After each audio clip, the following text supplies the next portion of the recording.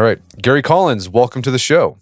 Hey, thanks for having me on, Brett. Appreciate it. So you have written a series of books about going off the grid. In addition to you've written books about simplifying your life. Mm-hmm. And you're an expert in this stuff because you actually moved off the grid. I mean, so tell us your story of why you decided to leave the city and how you started getting going to moving off the grid.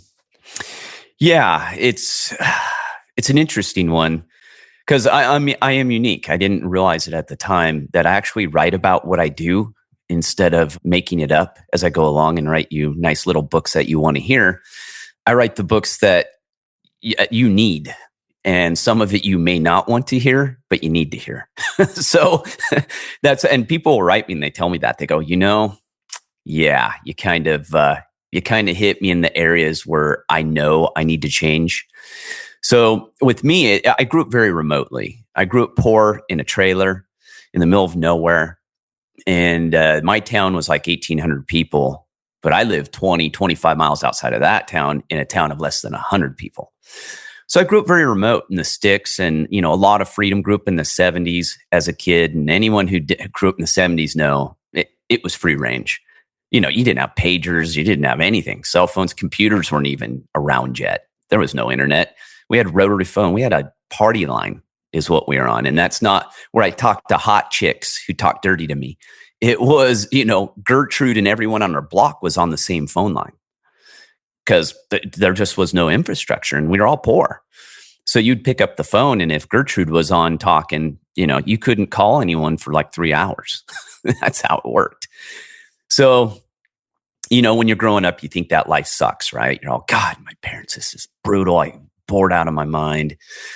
And as you get older, you realize, and you move to the city, you get into, go to college and all that good stuff. And yeah, I went to college, put myself through college, first kid to graduate from college in my family, and just realized that at a point, city life was just sucking the life out of me.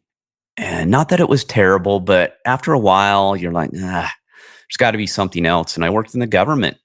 I was military, started in the military, ended up as a federal agent. So by the time I left, I'd had half my life in the federal government.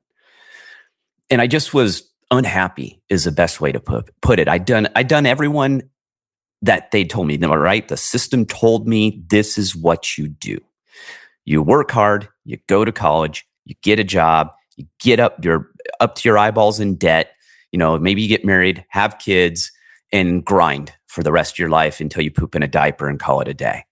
And I was like, this is BS. This is not working at all. I'm more miserable than I've ever been.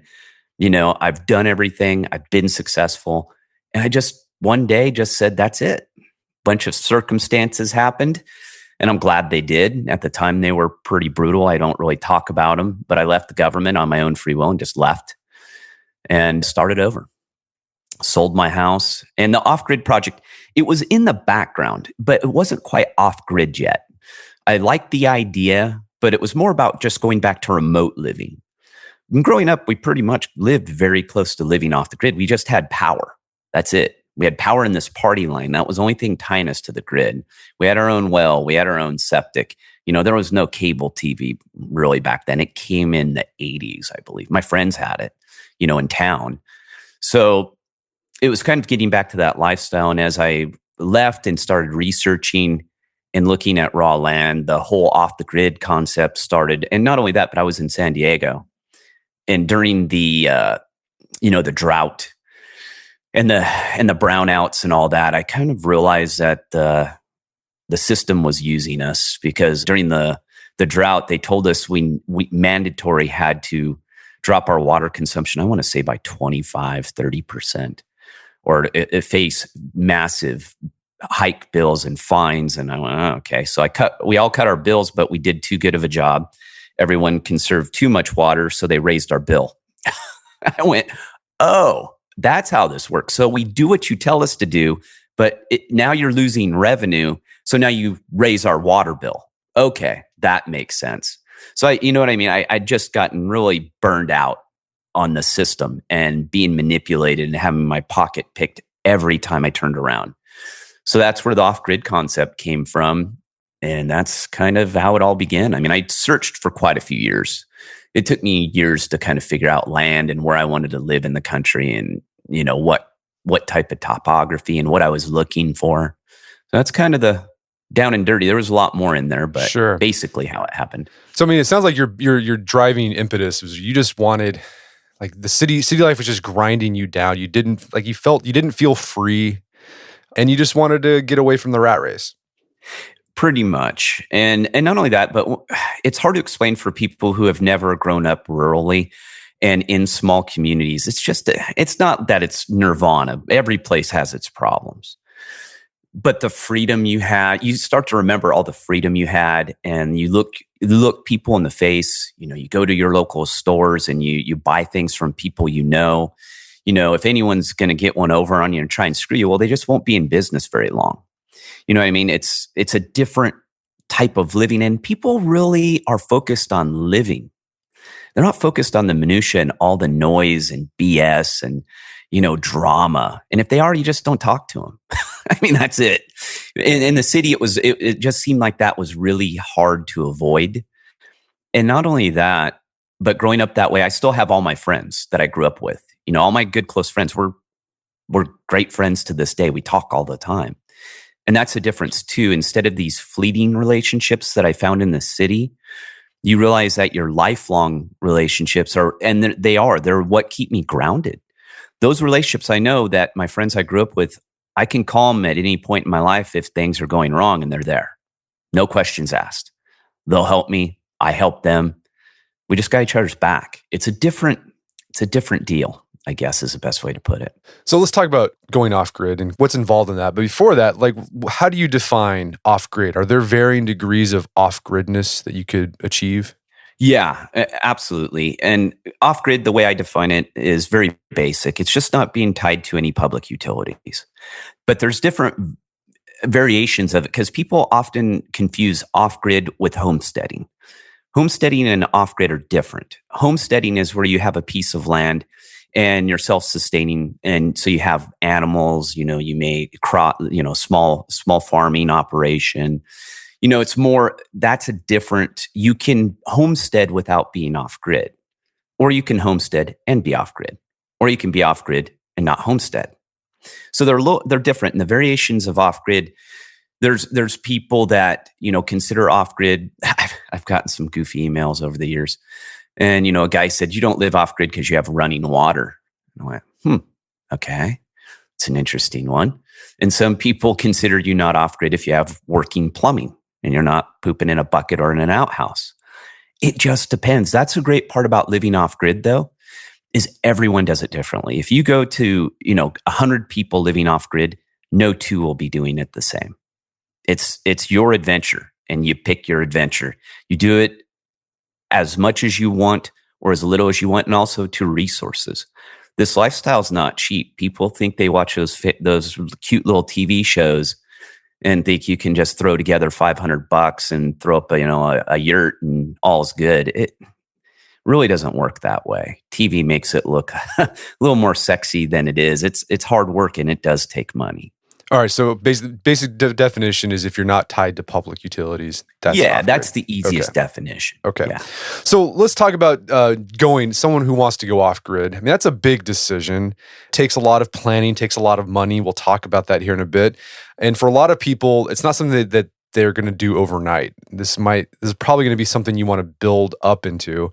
And one thing you do in your books and your writing is that, for those who are thinking about going off grid, one of the first steps you do or recommend is you encourage people to begin by simplifying their current life. Mm-hmm. I mean, what does that look like for you? Yeah, because I always say you don't want to be one of those people who go from the city with a whole line of moving trucks to the country and basically take all your crap with you. That's not the lifestyle. The lifestyle is about simplification. And that's where this whole thing came from. This came from organically at a point where I realized I'm not teaching living off the grid. And I was a health guy. I was a ancestral health, primal health guy. That's the business I had when I left the government. And it just evolved, that going off the grid, but I never intended to write that. That came off an interview, and people sent me a bazillion emails asking me what the heck I was doing. I hadn't even talked about it. But yeah, I always tell people you have to simplify your life first. If you take all your junk and all your garbage and all your drama out to the sticks, nothing changes. You're going to be miserable. All you're going to be is miserable in the middle of nowhere. That's it. So it's about really, simplifying, decluttering. I talk about getting rid of, unnecessary items and paring it down, debt free. And I have the 3-legged stool in the simple life that I teach. Optimal health. You need to be the healthiest you can possibly be. Your health is your responsibility. Being financially free by being debt free, and also finding your life purpose. And it sounds incredibly simple, but I always say too, simple is not easy. Living simply is a lot of work, especially in the beginning, because you have to turn everything upside down. You have to refocus on the things that are important. And that's the problem today. We focus on a lot of things that are not important. They're just noise. And it gets us off course of living the life we want to live. And with that 3-legged stool, I always talk about, it's about returning freedom to you as an individual by allowing agencies and big corporations and the government to take over those 3 things. You have willingly given away your freedom. And it's about taking that freedom back. That's about the simplification process. So the first step is basically decluttering, getting rid of the things you don't need, paring down your debt, working on to be eventually debt free, and do it step by step. So when you make the decision, if you're going to live off grid, that it's all there. You know what I mean? If you go live off grid and your eyeballs up in debt, your health is horrible, and you're floundering with your life, it's not going to fix those problems automatically. Yeah, it might make it worse. Actually, it very well could make it worse. Well, and I've seen it. I've seen marriages go completely south. Because they thought they would fix everything and, it'd be great. And now you're stuck in the same house and same property with each other 24/7. It just enhances those issues that you had before. All right. So simplifying your life, because that's part of when you go off grid, you're going to have to get used to dealing with less or being able to manage with less. So might as well sort of do training wheels before that while you're still connected to the grid. But another thing you recommend for folks to kind of get a taste of what it's like to go off grid is to try the RV lifestyle. Uh-huh. Is that something you did before you decided to go off grid? I did. I still live in my RV to this day. I spend the good, nice months up in my off-grid house. I don't like cold weather. I've had many surgeries and getting old, and I just don't like it. I don't like cold weather. So when it gets cold, and plus it's dangerous. My property I'd have to snowmobile in and out during the winter, and it wouldn't be fun. And I knew that. I knew that coming in, that I had planned this was going to be more of a summer. I spend about 7 months up here. I still spend a big part of the time, but I lived the other part of the year in my RV.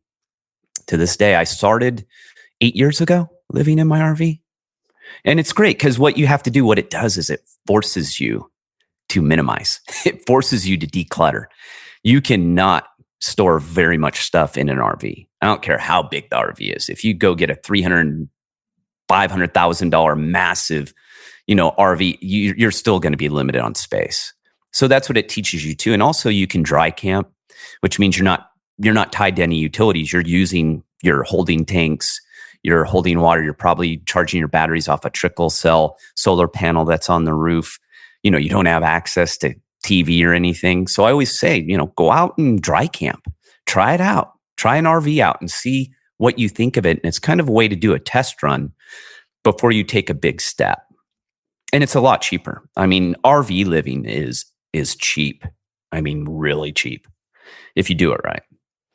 So what kind of RVs do you recommend for, how do you figure out which RV is best for you? Because there's a whole bunch of different, you can get like the big cruiser things that, Taylor Swift rides in, or you can do other stuff. It just depends. And that's why I always say it's pick your journey. And that's why you should research it. And I always recommend renting RVs in the beginning and try them out. Go on a vacation in an area that you're interested in living and rent an RV and live in it and get your feet wet, start out. I'm a big guy I have a way I do everything in life: plan, organization, execution. If you follow that pattern through life, your success rate will be much, much higher. You come up with your plan, you organize your plan, then you execute your plan step by step. Now, that's how I run my business. I run everything in my life. I always try and organize and have a plan. And so do that. And, don't go too far ahead of yourself, because the off-grid world is littered with failure.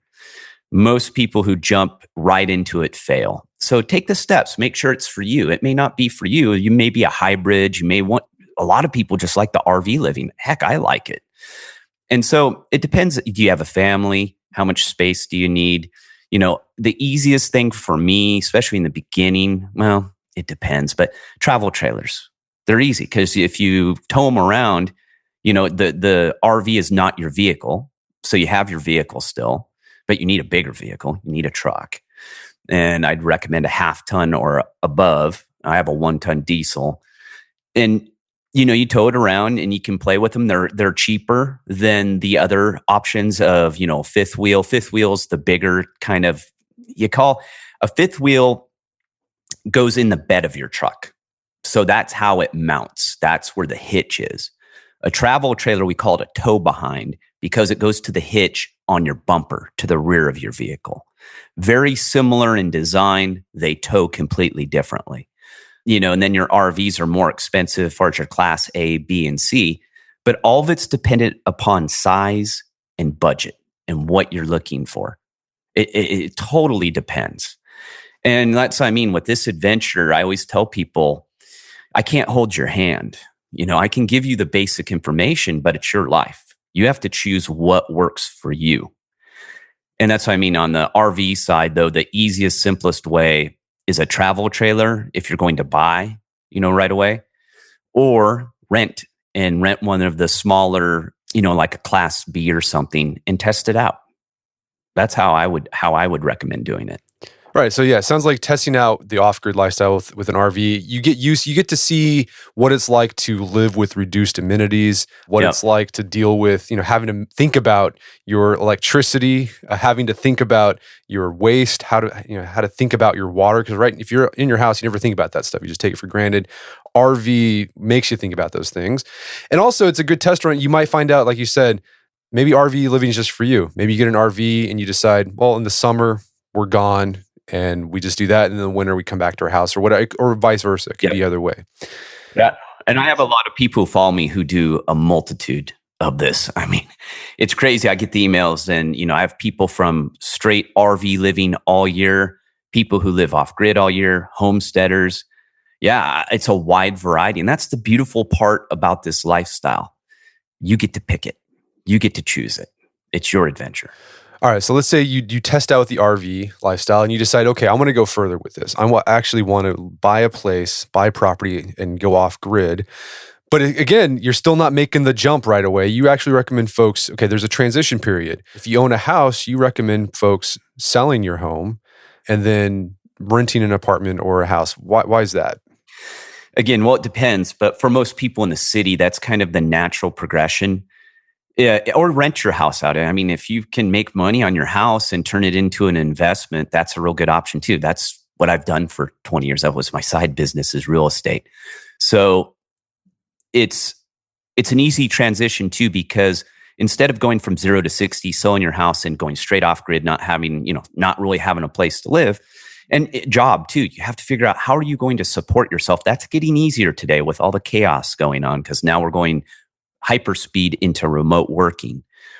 But for some people, they may still have to go to the office and plan things out. So you can transition into an apartment or rent a house and then take the next step. And that's what I mean. If you take it slow, everyone wants everything right now. This lifestyle doesn't work that way. Even when you get here, it's not right now. Everything takes time. Everything you do is a slower process. Living is a slower process. It's great.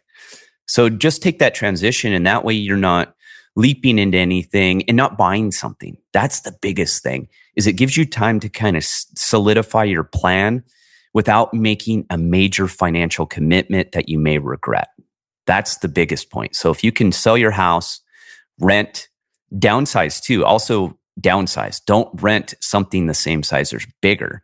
You need to rent something significantly smaller so you can take that transition for the next leap. And that's what I did. I went from a 1,700 square foot house to a basically 475 square foot studio. And that's what I did. And and then I moved into my RV. So there was these phases I went through where I downsized, simplified, and built the business I have, and then got everything going. And then it was a lot less stressful that way. Don't get me wrong, it wasn't that it was easy, but it took a lot of the stress out of it. All right, so we've been talking about sort of the stuff leading up to going on. We're still not even there yet. And like the next step, so you say you've done all this stuff. You've practiced with RV living. You've sold your home. You're sort of downsizing. The first step of going off grid, like really going off grid, is like finding land where you're going to live off grid, and that can be hard. And I think a lot of people, like, they just want to, like you said, a lot of people just want to buy something right away. You advocate take it slow. So when someone's looking at property, what sort of factors should people look into when they're deciding on property to build their off-grid home? Well, and the biggest thing is what most people don't know in the beginning is what they're looking for, right? This is all new. So I always recommend take your vacations or travel to areas that you're interested in. If you're interested in living in the Midwest somewhere off-grid, well, go to the Midwest. Check out the towns, drive around. That's what I did. I was lucky in the government. I traveled all over all the time. So I kind of already knew the area where I was looking at already. But get about 5 places. And the easiest way is to research it on Zillow and just research land. You just check the box that says land. And what it will do is it'll give you an idea of what's available and how much it costs. Because you may want to live in a certain area, but you may not be able to afford that area. So that will change your plan. Wants are great. It's not about wants. It's what you can afford and what works. So I recommend that, and just take your time, go to the areas. And not only that, the biggest part that I think a lot of people miss too is you're moving into a community. Cities are different. Cities, it's a melting pot of a lot of things. Well, when you go remote, you're in a small community and it already kind of has a personality. And they're not going to change their personality to fit you. You need to blend into it. And that's one of the biggest problems I see people doing, moving from the city to out, especially out here where I'm at. There's a couple of towns that are just blowing up with people from California and other places. Thank God I don't live there. But what they do is they bring in all their drama and BS into these small towns and try and change everything to what they were leaving. Trust me, you will make enemies and put yourself in a bad light right away. And not only that, but there's towns that, it's just human nature. There's places that you go to and you just don't fit in. That's just part of life. So make sure that you fit in and that that you get along with the people, you believe in the lifestyle, you like the downtown and all that. And if you need a medical facility, if it's there around, those are the things you have to look at. And so that's what I mean. You have to spend some time in it, in the town or area you're in, to make sure it's a good fit. That's probably one of the most important points that I try to tell people is make sure it's a good fit. Because if you get there and it's not, and I know I've seen this happen too, it's not a pleasant experience. And you're remote, so it's harder for you to get out. If you buy a property, in most places, it's not easy just to turn around and sell it right away. All right. So take your time with this. Don't rush into making a purchase. What do you think about Lands of America? Is that a good place to check too? Yeah. Did I use them back in the day? I can't remember. It's tricky. And that's what I mean. I used a couple services to look. They've gotten better because it's becoming more popular. Back when I was doing it, it wasn't as popular and there weren't a whole lot of land agencies, but that's one of the bigger ones to get a good idea and look. And that's what they kind of, that's what they specialize in. So they're a good one, but the way I tell people, it's good feet on the ground. You got to go up there and do it yourself. Because there's a lot of properties too that are for sale by owner, or maybe through the local real estate office that just aren't listed or that people know about. Mine was on realtor.com and everything, but it was pretty hard to find. And who brought my attention to it was a local realtor. I didn't see it in my research, but he knew about it. And it'd been listed for over 2 years, year and a half. Wow. That's what I mean. So the best way is the best deals and some of the land that you won't find are the good ones. Not to say you won't find it online, because that's changed too. I bought another property that I'm going to build a house in another part of the country. I found it through a realtor online. I mean, I found it. Or wait, no, she found it. So I knew the area, and then she fine-tuned our search because she was local in this area. And I knew the area, but not real well. And so she was like, oh, yeah, no problem. And it took her, she listed about 30 properties. I went through all of them, and I've been doing this a long time. I found it the next day. I found my property the next day and had it closed in like a week, as far as got it all set up. But don't expect that. Like I said, I've been doing this a long time, and real estate is still a side business that I do. So yeah, it sounds like the big takeaway there, instead of just, use online, but like if you really want to find good land, you have to actually go to the place where you're thinking about living and just check things out, start talking to people. And that's typically where you find the really good stuff. Yeah. Never buy land sight unseen. Never. I'm sure there's people who do that. And they regret it. They do. Actually, it happens a lot in off-grid and remote living. A lot of people buy land sight unseen. Don't do it. Huge mistake. All right. So let's say you found your property. You got to think about, like, whenever you read like survival books, when you're not connected to the grid, one of the first things they say is you got to look for water. Yep. So how do you take care of water when you're not connected to the municipal water? And that's when, going to the property and seeing for yourself that's where you're going to understand. And water's the key. I always say, if you don't have access to water, you just bought a high cost camping site, is what you just did. Or you're going to have to haul water. And people in the beginning, and I've seen this too, I'll just haul water. And they've never hauled water before. And I go, you know how hard that is? How are you going to haul it in the winter? You do realize it's going to freeze. And they're like, I never thought of that. Hauling water is a pain. I know people who do it. It is a major, major inconvenience. It wasn't worth it to me. I grew up in places where people hauled water, and it wasn't for me. But it's a well. You have to have access. You drill a well. It's becoming a little trickier today. The price has gone up, and some places are not allowing people to drill wells. Like, there's a limit. So it's getting a little more difficult. But yeah, you're just going to drill a well.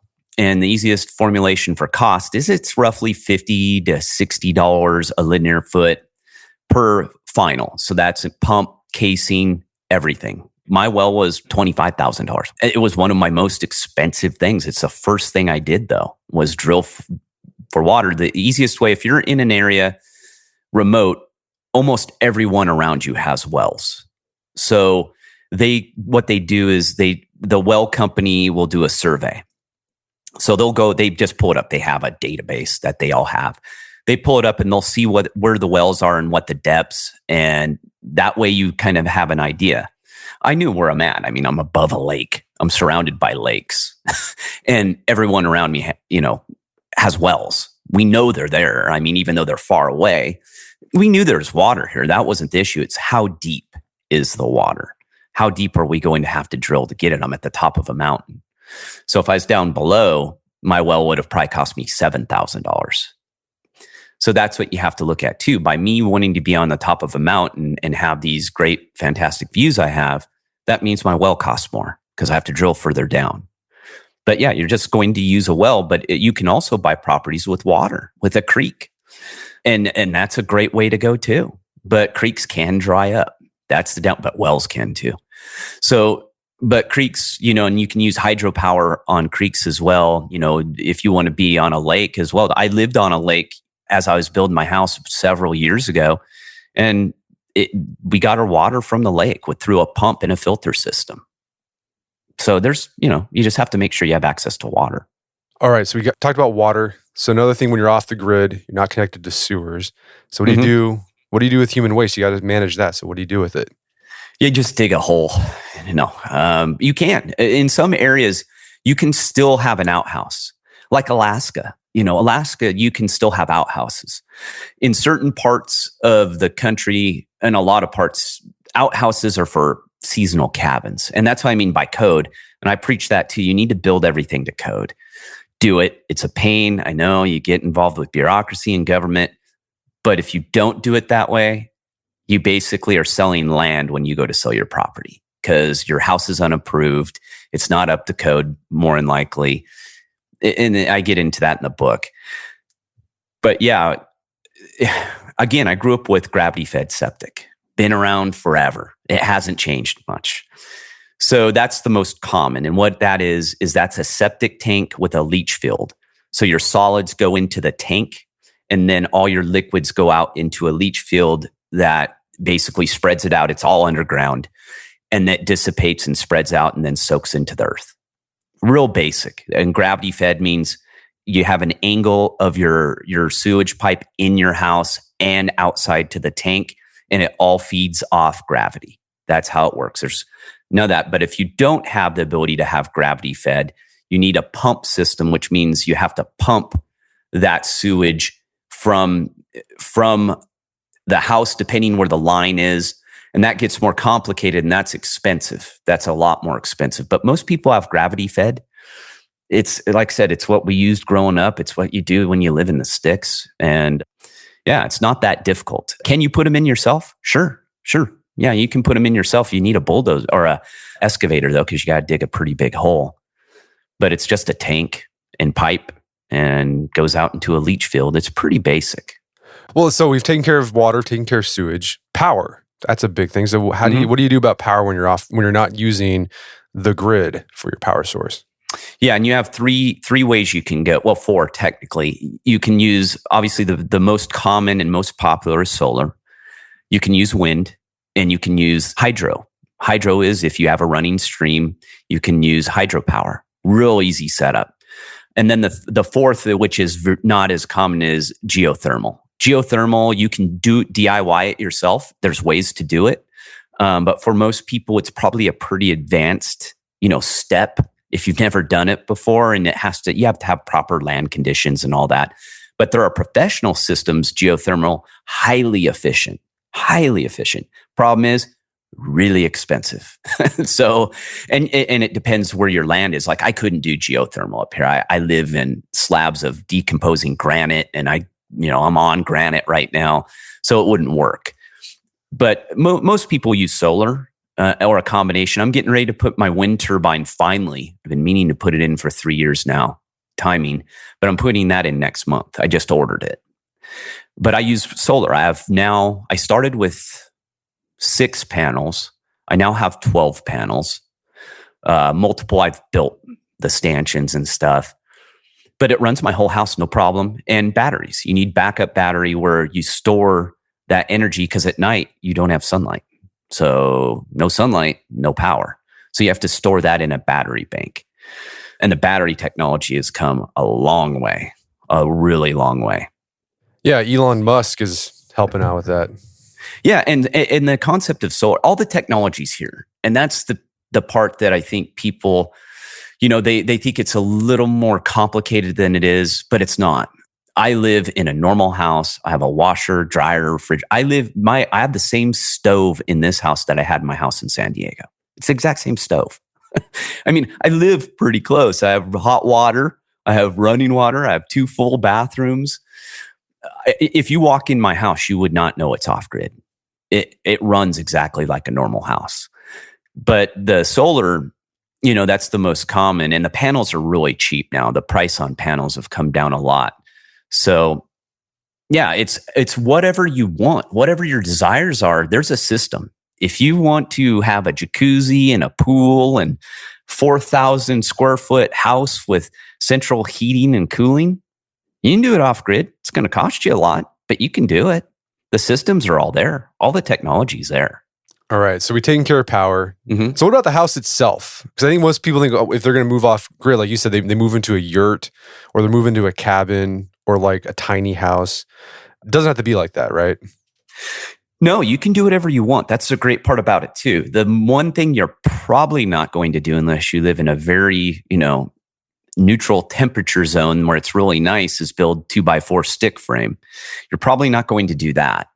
But my house is made out of a product called Baswall, which is a insulated concrete form. And my walls are about 14 inches thick. So that's a green material that I used because I'm at the top of a mountain. The winters are really cold.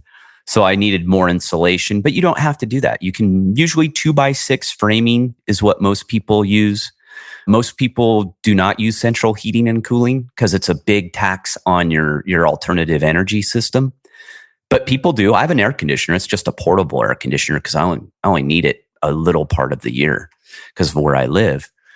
But yeah, you can go from that to and teeny homes a little confusing as well. There's two different types of teeny homes. The teeny home that we're versed with is the one on a rolling chassis, right? It looks like a trailer. You pull it behind your car. That's the one people are most familiar with. But the other definition of teeny home in off-grid living and remote living is a house that's 500 square feet or smaller. It's a normal house. It's just small. That's it. It's built the same way, same materials for the most part, but it's 500 square feet or smaller. But materials wise, I would say people convert pole barns. I have a friend who was living in a shed till he got married. He built the shed, insulated it, put running water in it. Everyone does it differently, but it's going to depend where you live. If you live in an area that is extremely cold, well, you're going to have far better insulation value. So you're probably going to have a much thicker walls, hay bale construction. There's still adobe houses. Sandbags, you name it. You can do it. I'm going to say those are not easy. The ones I just talked about are very difficult to build. People think they're easy again because they watch the TV shows. I know many people who have built those houses. They're hard to build. The easiest today is still stick frame. Your typical standard construction, which you can do. You can totally do. It's not a big deal. It's just your walls are thicker. Right. That's it. So another thing, you're living remotely, you're off the grid, Mm-hmm. but you have an online business and you're talking to me via the internet. Yep. So how's that happening? Yep. Yeah, I get accused too of not living off grid because I have internet. Well, there's a couple different ways of internet now, and it's come a long way. Even though I thought it would be better still, but a lot of people remote use satellite internet. The satellite is not a good way to run a business, but it's a good way to have internet access for email and all that because it still has data limits. I don't know of any that's unlimited yet. I got lucky. I got grandfathered into an unlimited plan a couple years ago, but I use Wi-Fi, a hotspot.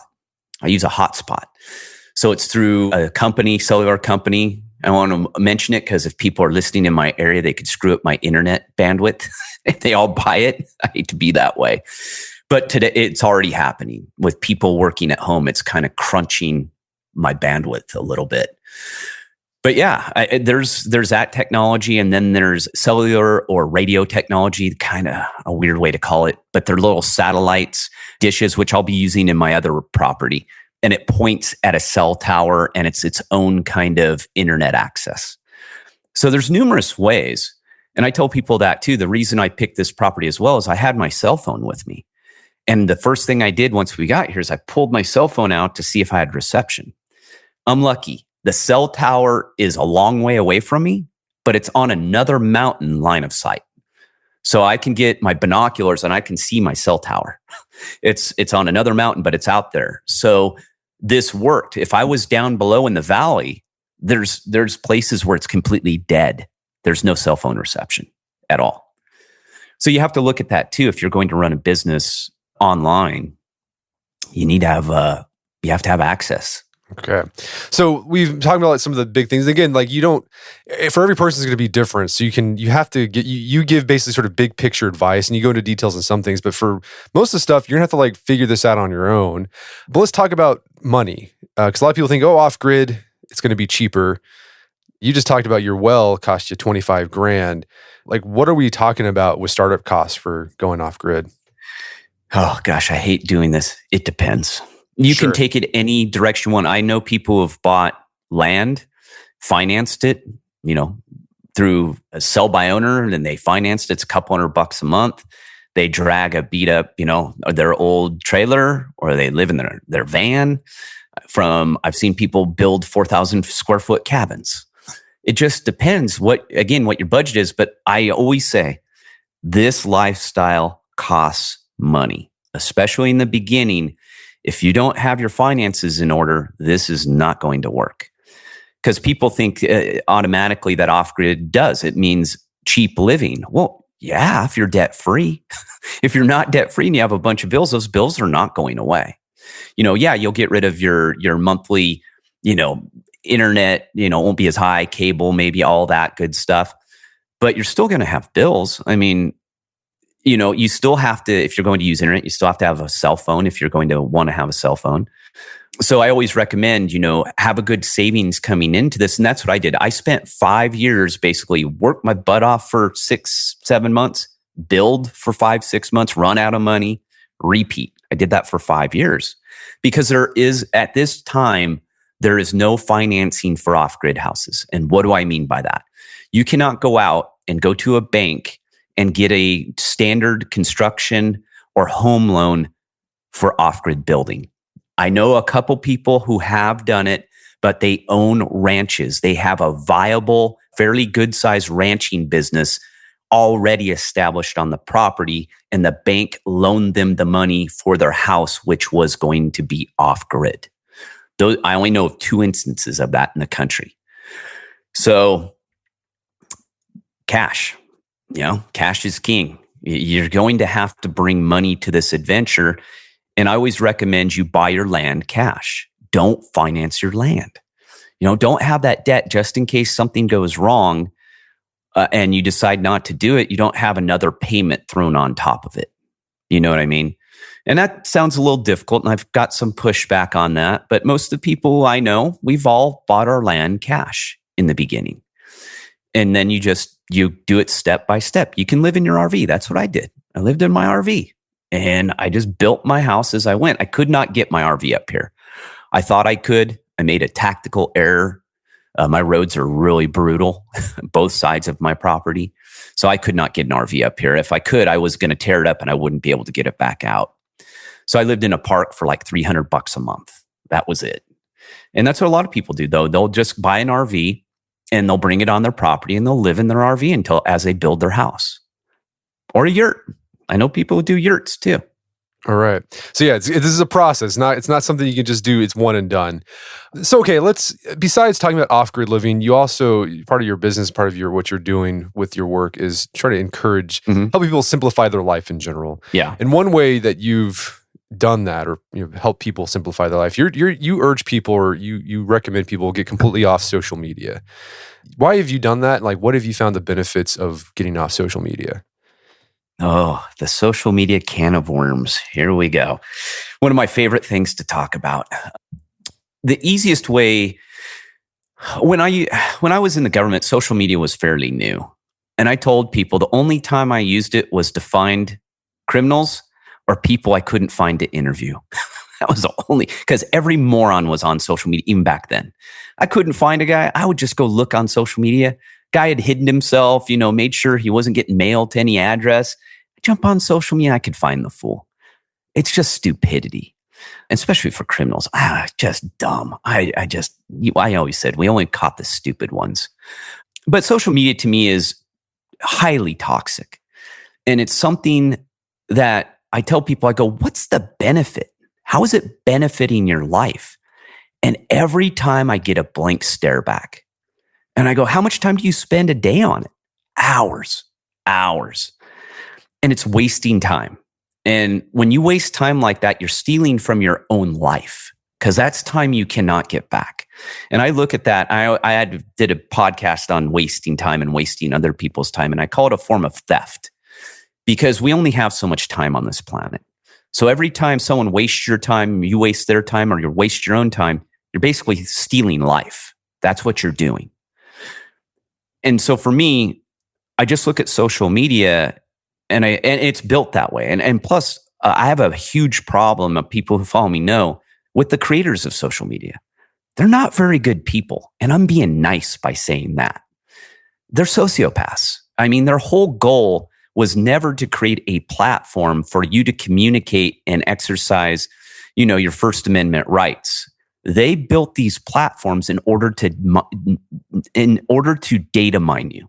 That's what social media's primary function is: data mining.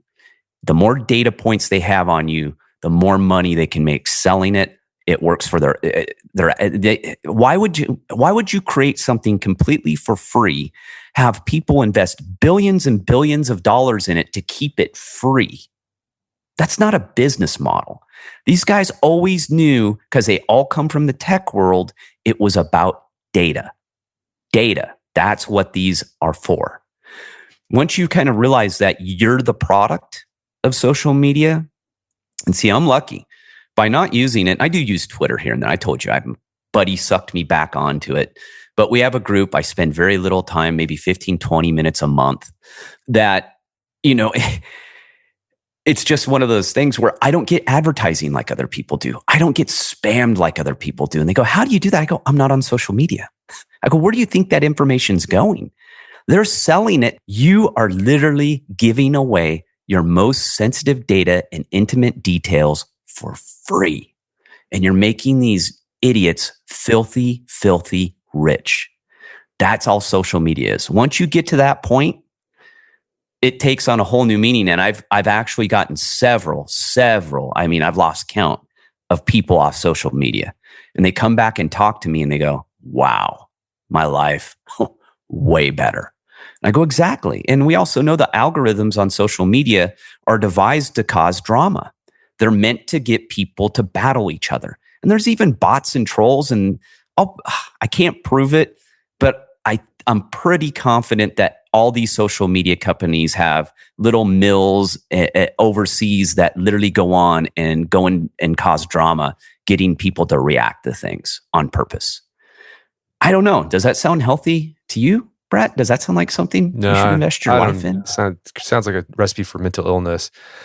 I mean, but like, it's already been proven. Right. Yeah. I mean, we've had people on the podcast before talking about the dangers of social media, like Cal Newport, and, he's a big proponent of like not being on social media and this idea of deep work. And then whenever we have these podcasts, people always go, well, I got an online business. How am I supposed to promote my online business if I'm not on social media? And it seems like you're doing okay without being on social media. Well, I'm an overnight success that took a decade. People look at me and that's why I write the Simple Life books. I just put out 14 Habits, and I'm going to be doing an entrepreneur book about, and I remember probably 3-4 years ago, I was talking to a marketing friend of mine, and he was questioning me, and he is now getting off social media. I said, you watch. I go, I'm going to prove that you can build a successful business without social media. I go, I'm going to prove it. Is it easy? Nope. Is it a lot harder? Yep. Is it the right way to do it? Yep. Because you own your customer. And I don't mean own you, but you own their information. I tell people, I go, if you come to me and my website and my business and my following that I've built, well, I'm not mining your data. I'm not sending you ads. You come to me, I've built this relationship. And it's not built on a proxy through social media. I call it the place for lost souls. And I have many friends who literally built their entire business on social media who are getting their butt handed to them right now because you don't own the information. And a couple of them have gotten booted off for running ads. And if you don't own it, you can't control it. And that's why I got off YouTube even. And people were like, your YouTube channel is doing pretty good. I went, you know what? I hated doing the videos. They're a pain to do. And I'm not comfortable with people being a voyeur into my life. Yeah, it's my choice whether I want to do it or not. I'm choosing not to do it. So I built my company basically on doing interviews. So I've been doing interviews since I first started on podcast, radio, and that's what I've done. I built it purely old school. And then I speak, I do public, live speaking events, and I built it the right way, the slow way. And I teach that as well. And I know you talk about a real business doesn't happen overnight. It takes a lot of time and you have to build it. And you don't even know if it's going to work for like 5 years. You have no idea. It's hard. But if you want the quick fix and you want to run on social media, you're going to get a lot of really bad customers is what you're going to get. And you're going to get a lot of people who complain. That's what I've noticed.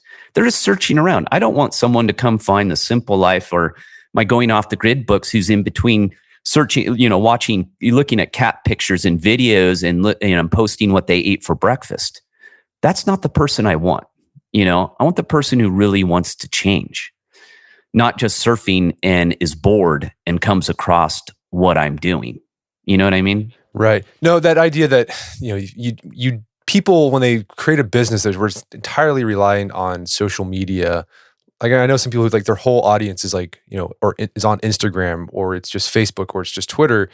Like, I tell you, you don't own your business. Like, Facebook owns your business. And like Nicholas Carr, he's a technology critic who wrote several books. Like one's The Shallows. He calls this, people who have businesses on other platforms that they don't own. He calls them digital sharecroppers. Yep. It's like you think you own the thing, but you don't. Like the guy in charge they can kick you off, and they're taking a big cut of the money you could be making. So like, don't try to avoid that. We've talked a lot about some of the big things you got to look at when you're going off grid, about simplifying your life. Where can people go to learn more about your work? Yeah, it's my website, thesimplelifenow.com. Don't go to The Simple Life. You'll probably end up at Nicole Richie and Paris Hilton's old website. Forgot about that. Oh, yeah. But my website, my podcast, Your Better Life. And, the best way to stay in touch is sign up for the Simple Life Insider Circle. That's how everyone, I like everyone. We're a group. I like it that way, small, intimate, but my website's the easiest way. Everything is on there. Fantastic. Well, Gary Collins, thanks for your time. It's been a pleasure. Thanks a lot, Brett. I appreciate it. My guest today was Gary Collins. He's the author of several books on going off the grid. There's Going Off the Grid, Living Off the Grid, all available on Amazon, on his website. He also has books on simple living. You also find out more information about his work at his website, thesimplelifenow.com. Also check out our show notes at aom.is/offgrid, where you can find links to resources where you can delve deeper into this topic.